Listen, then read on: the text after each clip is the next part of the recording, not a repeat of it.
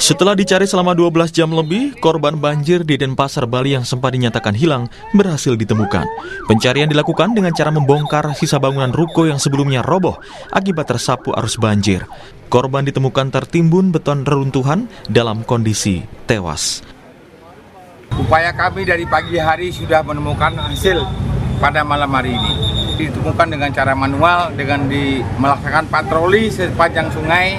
Kemudian akhirnya ditemukan di sekitar kurang lebih dari tempat peristiwa itu kurang lebih dari hanya kemarin sore kurang lebih 50 meter saja. Tidak hanya itu, seorang pedagang di Gianyar, Bali juga ditemukan tewas di rumpun bambu tepi sungai. Sebelumnya, korban dilaporkan hilang terseret banjir ketika melintas di Jalan Raya Pasekan, Batu Bulan, Gianyar pada Rabu pagi. Kepala BNPB Lejen Suaryanto saat mengunjungi posko pengungsian bilang 14 orang tewas akibat bencana banjir di Bali. Dalam status tanggap darurat, BNPB fokus mencari korban hilang dan melakukan pembersihan material banjir. Yang meninggal per hari ini jadi 14. Pak, itu seluruh Bali, Pak, ya? Seluruh Bali 14 orang. Ya. Ada yang masih dicari, Pak? Ini ada 2 orang yang masih dicari. Ya. Itu hari ini bisa selesai. Ya, kita nggak ngerti yang di mana, yang mudah-mudahan di sekitaran Pasar Badung itu. Ya. Itu di mana, Pak? Pemukiman. Ya, kayak tadi malam kan ada 3 itu prediksi katanya ketarik di bawah, berarti dicari ketemu. Puluhan warga juga terpaksa masih bertahan di pengungsian, terutama wanita dan anak-anak.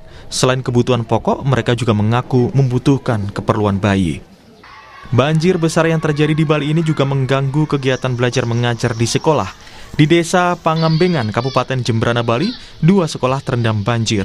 Pihak sekolah pun mengubah sistem pembelajaran menjadi secara daring untuk kelas 1 hingga 3. Sementara kelas 4 hingga 6 diminta membantu membersihkan kelas dan menyelamatkan buku di kelas yang tergenang banjir. Proses belajar mengajar terkait hari Kamis ini tanggal 11 September kelas rendah, kelas 1 sampai kelas 3 kami berikan pembelajaran daring di rumah. Untuk kelas 4, 5, 6-nya kemarin kemarin malam saya infokan di grup untuk membantu evakuasi buku-buku yang ada di kelas. Menteri Lingkungan Hidup dan Kehutanan Hanif Faisal Nurrofik menyoroti sejumlah alih fungsi lahan dan sampah yang diduga menjadi penyebab banjir besar di Bali.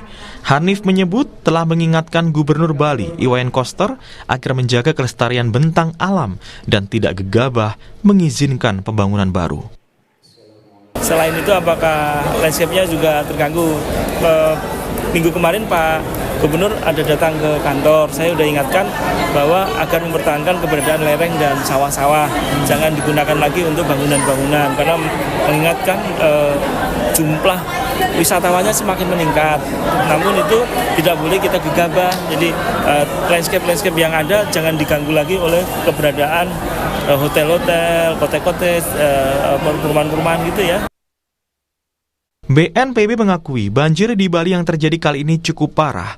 Tentu, bencana ini menjadi pelajaran berharga untuk evaluasi, terutama kepedulian tentang lingkungan dan penanganan secepatnya. Nama Indonesia dipertaruhkan, apalagi Bali bisa dikatakan sebagai etalase Indonesia dengan citra pariwisata di tingkat dunia. Tim Liputan, Kompas TV. Banjir yang merendam Bali tahun 2025 ini bisa dikatakan yang cukup parah. Tidak hanya menimbulkan korban jiwa, banjir kali ini juga merusak bangunan serta fasilitas umum. Tentu ini harus menjadi perhatian serius bagi pemerintah. Apalagi Bali sudah terkenal dengan citra pariwisata di mata dunia. Menteri Lingkungan Hidup menyoroti soal alih fungsi lahan untuk pembangunan dan sampah yang diduga menjadi penyebab banjir.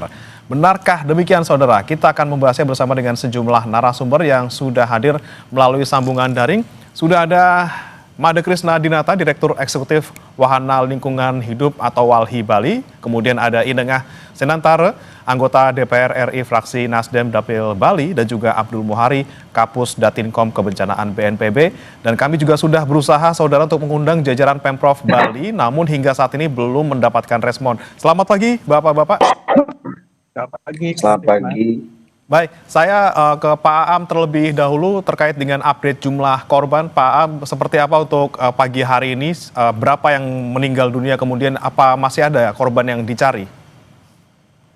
Baik, per pagi ini data yang kami rekap tadi malam pukul 22.00 waktu Indonesia Tengah, itu untuk korban jiwa yang sudah ditemukan jasadnya oleh tim SAR di lapangan berjumlah 18 orang, dan masih ada 2 orang yang dalam pencarian atas nama Ibu Made Suwitri dan Bapak Amin Suwandi. Jadi masih ada 2 orang yang akan dilanjutkan proses pencarian oleh tim SAR di hari ini. Untuk personil sendiri yang turun di lapangan lebih kurang 125 personil tim SAR, alat perangkat, sumber daya semuanya sudah tersedia di lapangan. Kita harapkan cuaca juga sebaik kemarin supaya operasi pencarian hari ini bisa berjalan lebih optimal, Mas Wisnu. Oke, kalau untuk titik banjirnya Pak Aam, untuk hari ini di mana saja yang masih terendam? Kalau untuk titik banjir, hampir semua titik yang 124 itu sudah surut ya. Terakhir tadi malam itu untuk pemompaan basement di Pasar Badung itu juga sudah selesai dilakukan. Jadi mengikuti tren cuaca yang oleh prediksi BMKG disebutkan sampai seminggu ke depan insya Allah akan cerah. Ini membuat pekerjaan tim di lapangan baik itu SAR maupun upaya pembersihan daerah-daerah terdampak. Khusus untuk pembersihan ini ada 3 SSK personil TNI sekitar 300-400 orang yang membantu masyarakat di lapangan untuk operasi pembersihan ini bisa berjalan optimal karena dukungan cuaca juga sudah lebih baik. Oke, baik. Kemudian kalau sudah semuanya dikatakan surut seperti itu Pak Aam, untuk pengungsi apakah mereka sudah kembali semua ke rumah masing-masing atau masih ada titik pengungsian yang masih dipadati oleh pengungsi saat ini? Untuk titik pengungsian, sebagian besar masyarakat sudah kembali ke rumah masing-masing. Jadi kemarin pagi kami bersama Kepala BNPB meninjau beberapa titik pengungsian di Denpasar, di Banjaruduk, dan Tepati. Itu setengah dari pengungsi yang sebelumnya ada di titik tersebut sudah kembali ke rumah masing-masing, dan memang pengungsian ini kita arahkan cuma maksimal 3 hingga 4 kali 24 jam, sehingga masyarakat kita harapkan bisa kembali ke rumah masing-masing seiring dengan cuaca sudah baik, kemudian air sudah surut, supaya kemudian ekonomi serta. Oke, baik. Sebelum saya ke narasumber lainnya, Pak Aam, saya ingin tanyakan terkait dengan titik banjir yang ada di Bali. Ini kan tadi Anda katakan ada sekitar 124. Nah, ini apakah memang semua dari 124 titik ini ada di daerah aliran Sungai Badung atau Tukat Badung?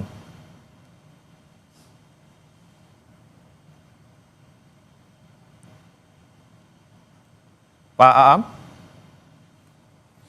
Oke. Baik, kita akan nanti coba tanyakan lagi ke Pak Aam. Saya mau ke Bli Krisna terlebih dahulu. Bli, terkait dengan penyebab banjir yang terjadi di Bali. Ini kan dari pihak pemerintah Provinsi Bali, khususnya Gubernur Bali, bilang ini bukan karena alih fungsi lahan. Kalau Anda melihatnya seperti apa, Bli Krisna?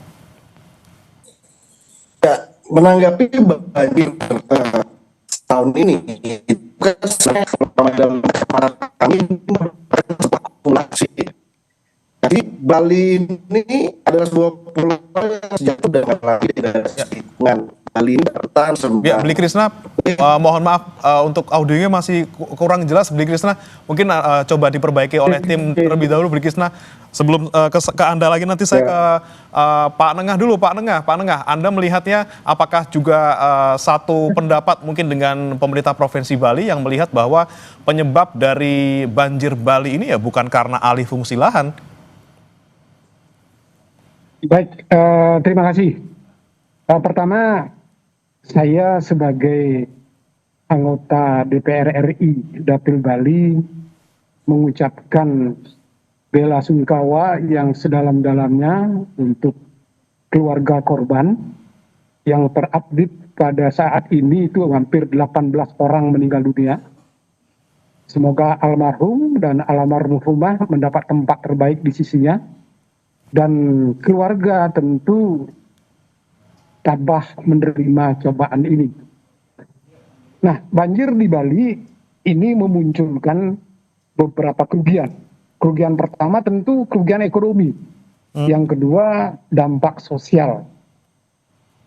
Kerugian ekonomi kita lihat, kita saksikan sendiri banyak bangunan yang roboh, ruko, banyak mobil dan motor juga hanyut di bawah air, ya. Banyak sawah dan tanah sudah tidak berfungsi layak sebagai tanah sawah ataupun tanah pertanian. Nah, lebih-lebih banyak fasilitas jalan dan jembatan juga mengalami hal yang sama. Menurut pandangan saya, banjir bandang ini kontribusinya paling banyak disebabkan oleh adanya alih fungsi lahan. Alih fungsi lahan ini terjadi karena masifnya pembangunan untuk mendukung pariwisata. Yang kita tahu Bali kan terkenal dengan pariwisatanya.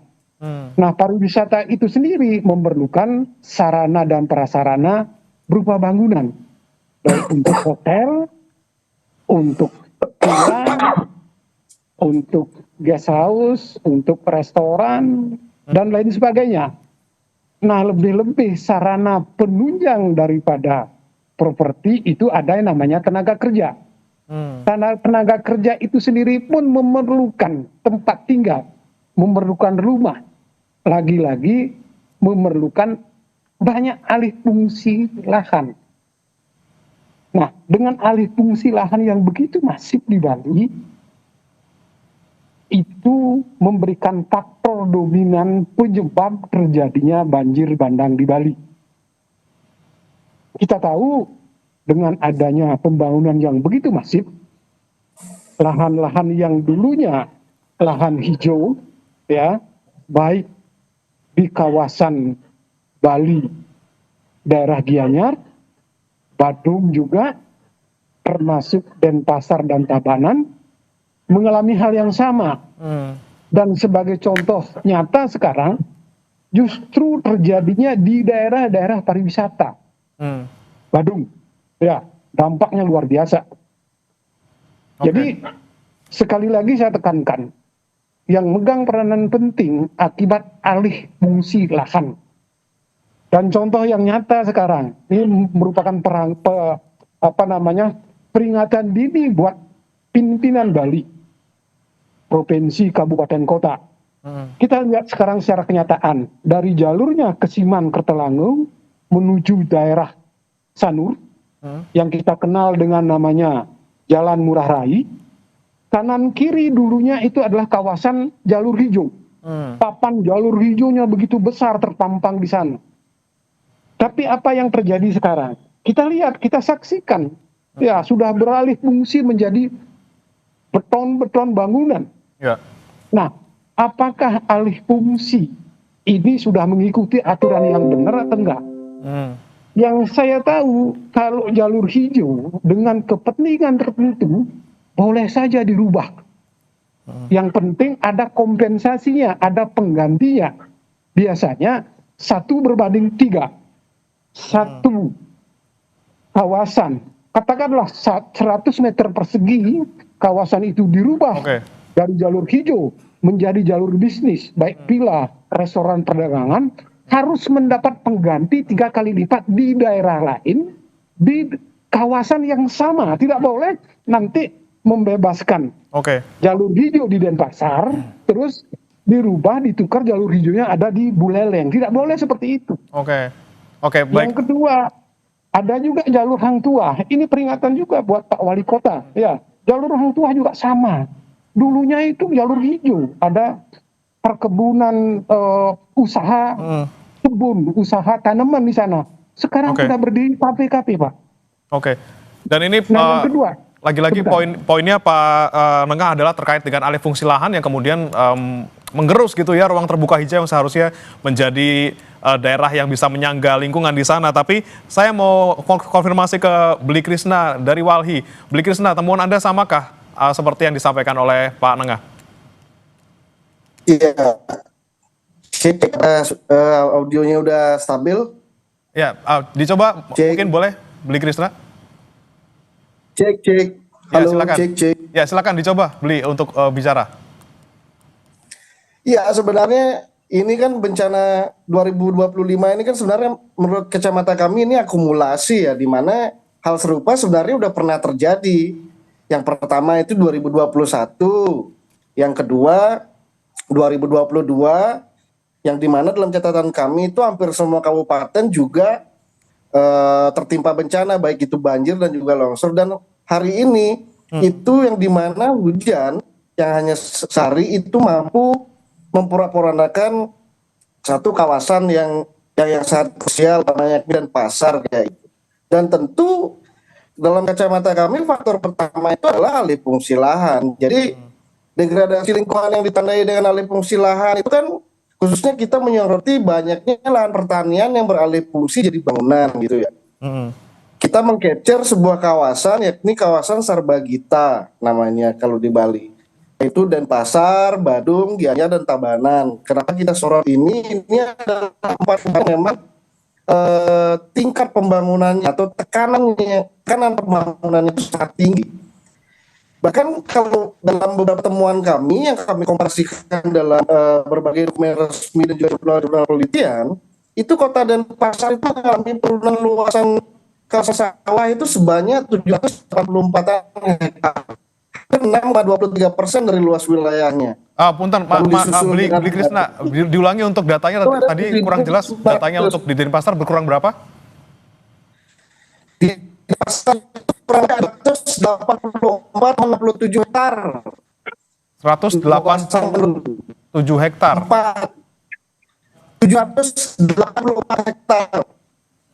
Oke, itu berapa persen, Bli Krishna? 84 hektar.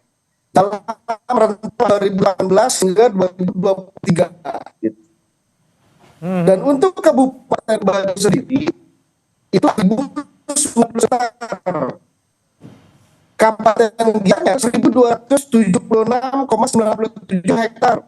Serta lahan terbesar ada di Kabupaten Tabanan itu seluas 2.676,61 hektar. Oke.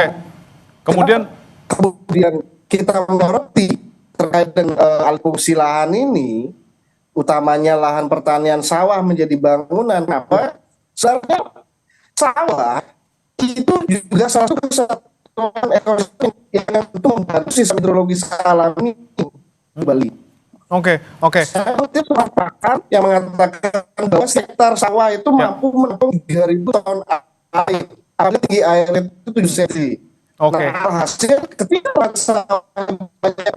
baik untuk kemungkinan bencana yang kita lihat paling pertama itu adalah banjir seperti itu. Oke, Bli Krishna, tadi beberapa daerah di kawasan Sarbagita gitu ya, itu banyak sekali yang kemudian beralih fungsi, lahan pertanian menjadi bangunan. Kemudian nanti saya akan tanyakan ke Pak Aam bagaimana kemudian perkembangan dari bencana tahun 2021, 2022 sampai dengan tahun ini kenapa kemudian menjadi yang paling parah. Tapi sesaat lagi saudara tetap bersama kami di Sapa Indonesia Pagi.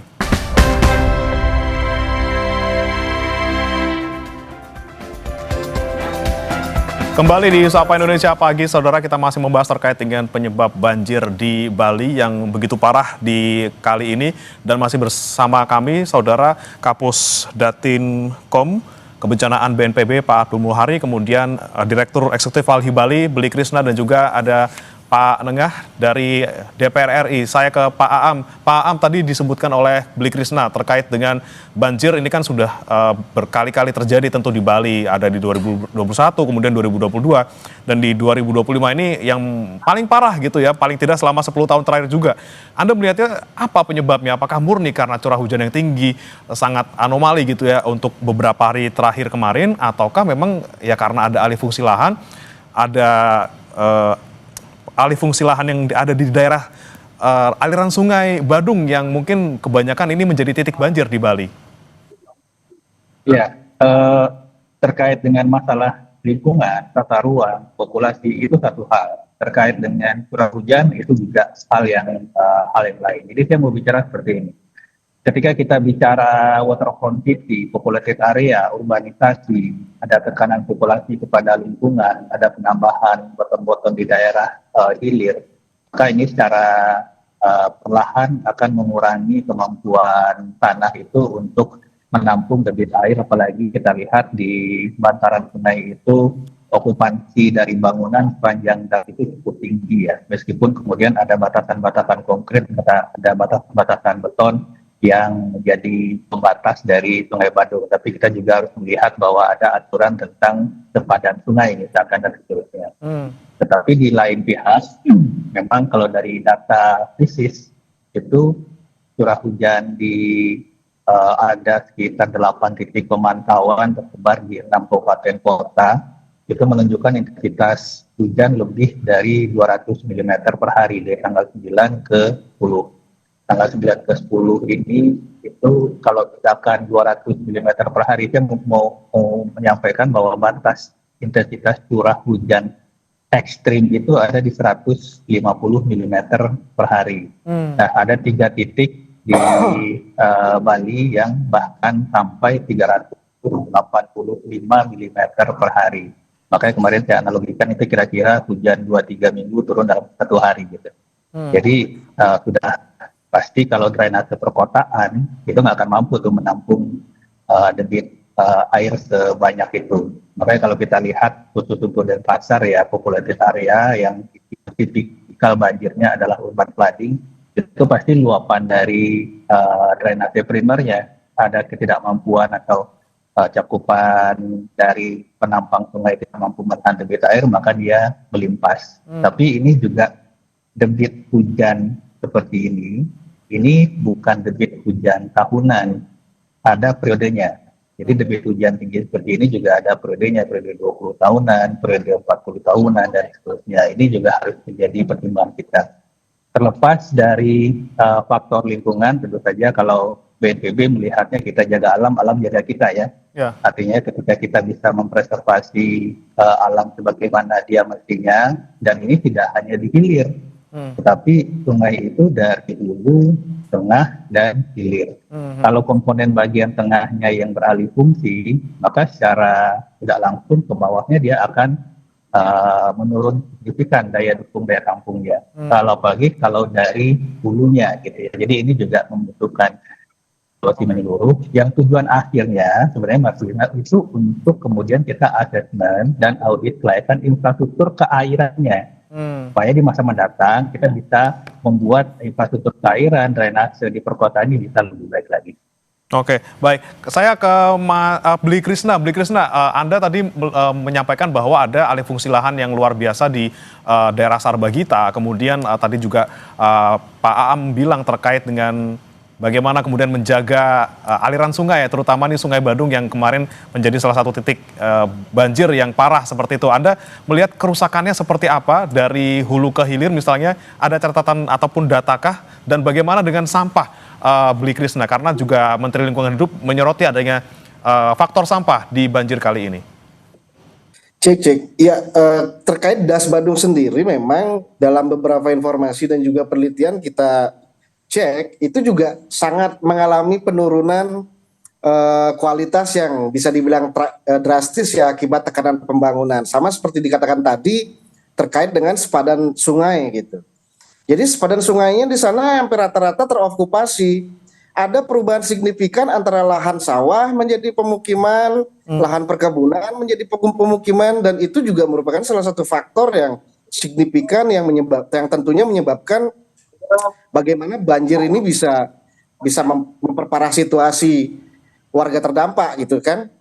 Itu yang pertama. Lalu kedua, masalah sampah kemudian ya saya pikir dari kemarin terlebih pasca ditutupnya TPA regional Sarbagita, ini adalah salah satu bukti jika masalah sampah itu makin krusial ternyata seperti itu.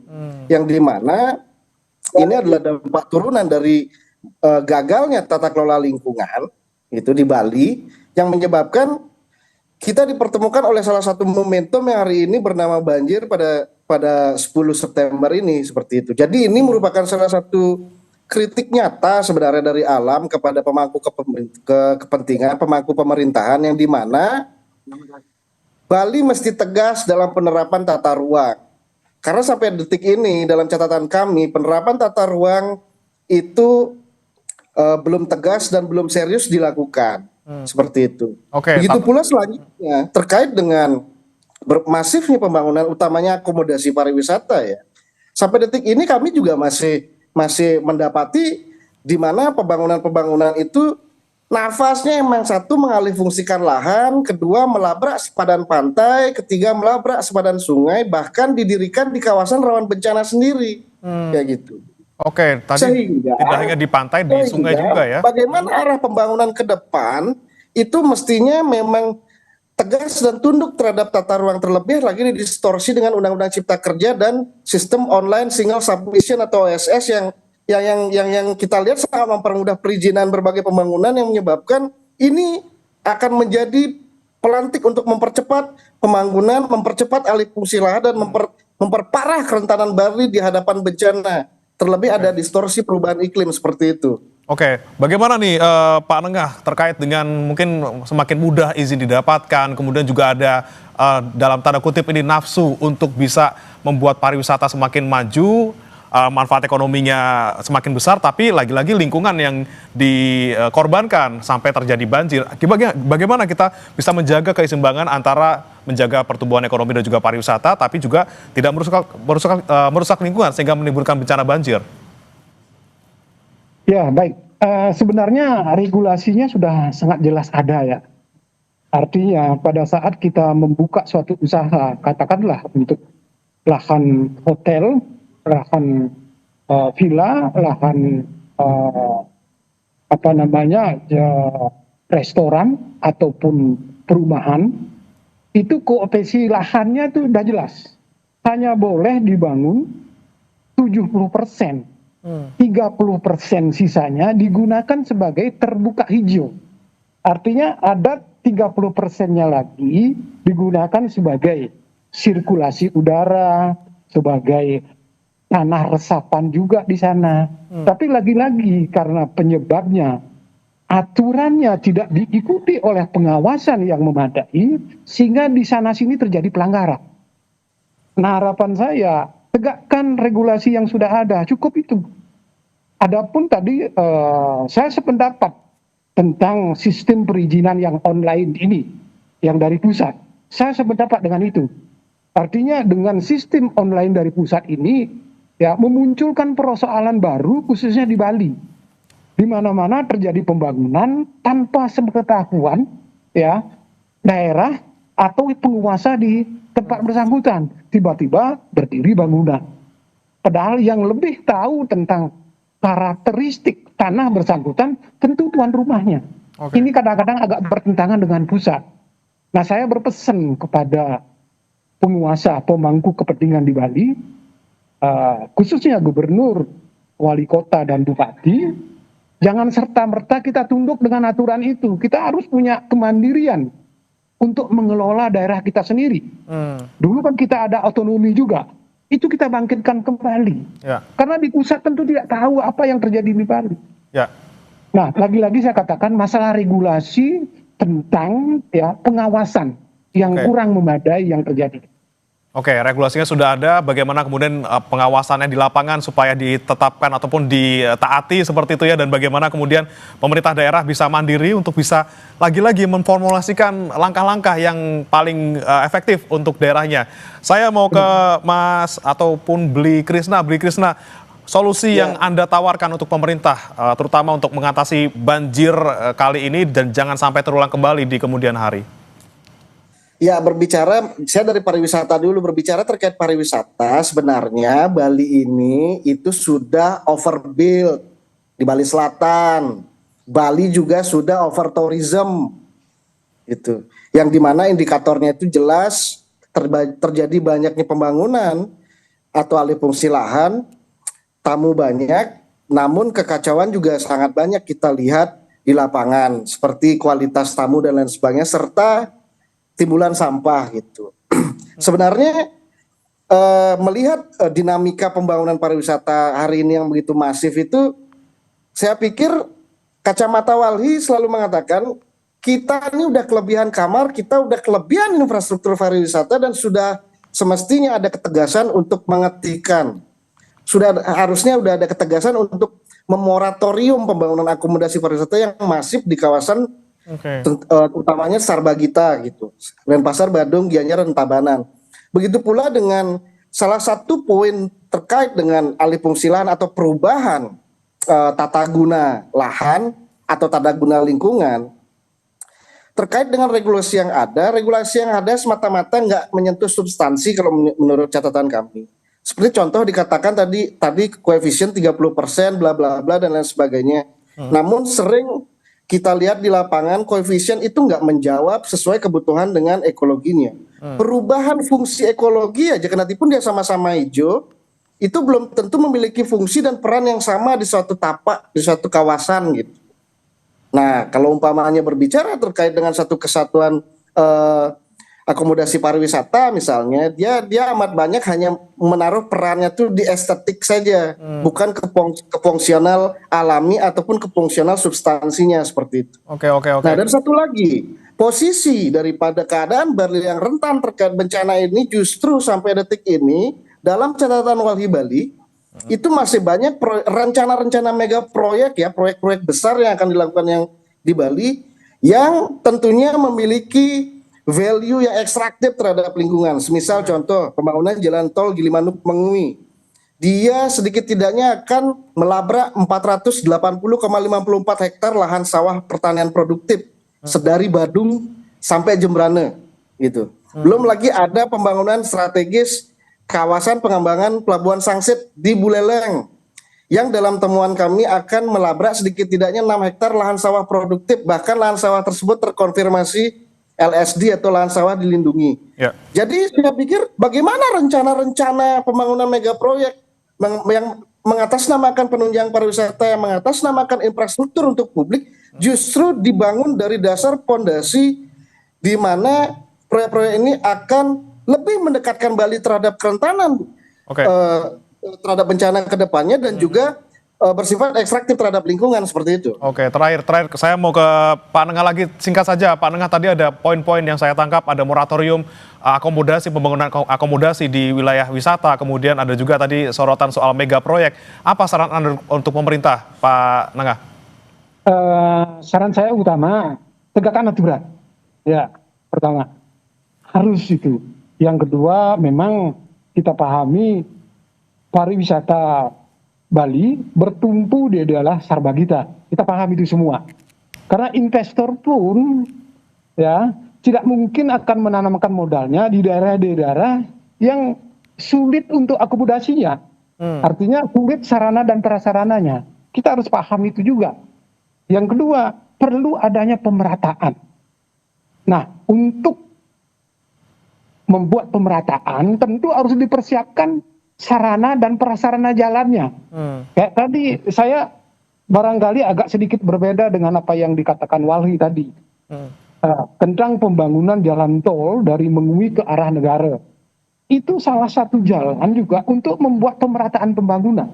Dengan begitu nanti alih fungsi yang ada di Sarbagita bisa dikurangi, memunculkan daerah baru. Di Jembrana contohnya nanti ada juga di Bali Utara Buleleng. Bahkan ada juga nanti di daerah Karangasem. Itu sebuah pemerataan dari sisi ekonomi. Juga untuk mengurangi beban alih fungsi lahan yang ada di Sarbagita. Oke, pemerataan pembangunan ya yang bisa kita soroti juga, kemudian jangan sampai bebannya hanya di Sarbagita, dan semoga banjir ini yang tidak kita inginkan ini menjadi cambuk bagi pemerintah Provinsi Bali untuk bagaimana menjaga keseimbangan antara menjaga pariwisata dan juga menjaga lingkungan supaya lagi-lagi jangan terjadi hal serupa di kemudian hari. Terima kasih Bli Krisna Dinata dari Walhi Bali, kemudian ada juga Pak Inengah Senantara, anggota DPR RI dari fraksi Nasdem Dapil Bali, dan sebelumnya ada Pak Abdul Muhari dari BNPB. Terima kasih telah bergabung bersama kami di Sapa Indonesia Pagi. Selamat pagi Bapak-Bapak.